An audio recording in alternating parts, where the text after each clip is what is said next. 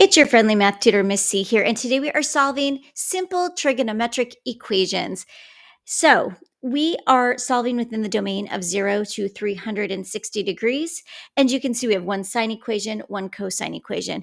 For both of these equations, since we just have sine on one side or cosine on one side, our first check is going to be, is what sine of x or cosine of x equals between -1 and +1? If so, we're set to go. Values don't exist outside of those two numbers. So if it were smaller than -1 or bigger than +1, there's no solution.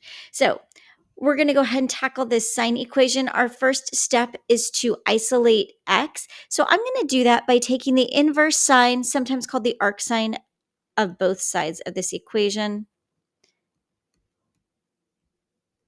When I do that, I'm left with x equals the inverse sine of -0.24.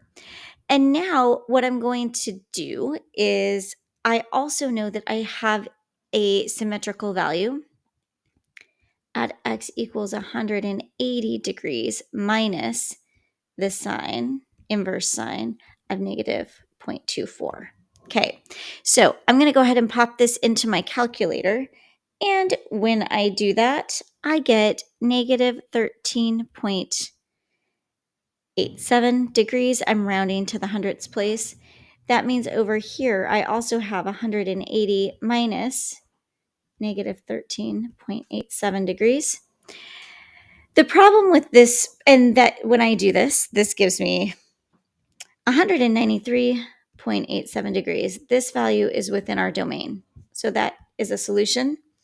This value on the left is not. So we need to use a property to get it within our domain, because we know that within 0 to 360 degrees, we have two values for sine.